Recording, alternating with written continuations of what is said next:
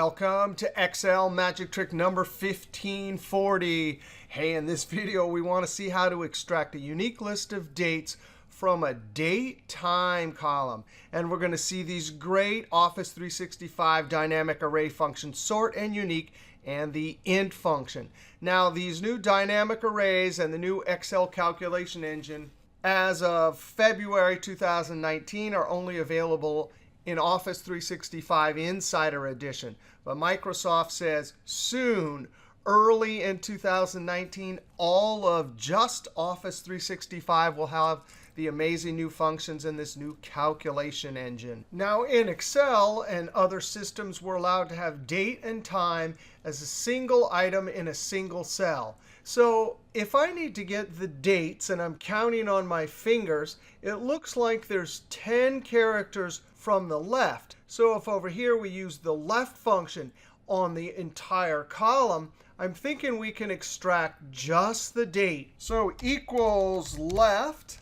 Normally, the text argument in left expects a single cell. Now, for a moment, I'm going to give it a single cell because I want to see what happens if number of characters from the left, I put 10, close parentheses. When I hit Enter, because I put one cell into left, it'll deliver a single item. Uh-oh, what are those?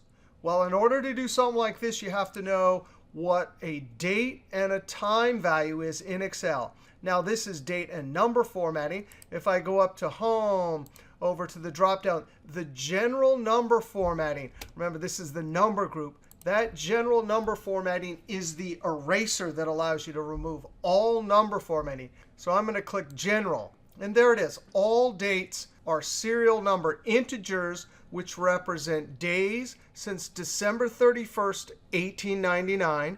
January 1st, 1900 is the first day in Excel history. And then the decimal part represents time as a proportion of a 24-hour day. So we didn't really need left 10, we needed left 5. In order to build most formulas about date and time, you have to be dealing with the underlying numbers. So for us, it's always going to be left 5. Control Z to remove that. Now if I come over here and change this to a 5, now I get only the serial number that represents the date, which is exactly what I want. Well, almost. Notice the default alignment to the left.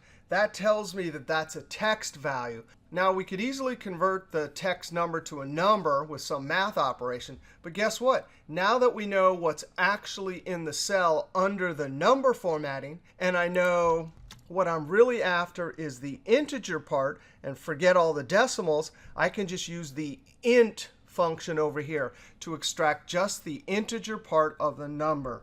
Control Z equals int. In the number argument, I'm going to put this one date time, integer and decimal, close parentheses, Control Enter, and now I get exactly what I want, both the serial number with the 5 digits, and it's a number aligned to the right.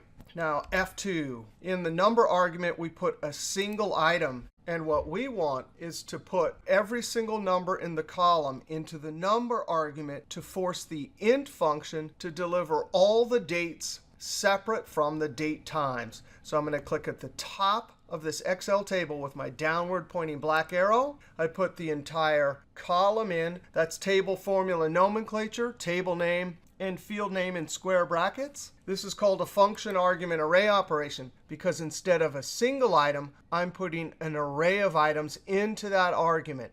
That instructs the int function to deliver multiple answers. Now, because I'm in Office 365 with the new calculation engine, when I hit Enter, this new calc engine delivers all the answers. In the top cell, that's where the formula lives. All the remaining cells, you can see, are gray. These are spilled values. Now, we don't really want all of the dates, F2. So now we get to use one of the new dynamic array functions in Office 365, unique. It'll simply give us a unique list of all the items. So when I hit Enter, now it's spelling just the unique dates. Now, I would like to add some number formatting, so I'm going to highlight, go up to Home, drop down, and use the default short date.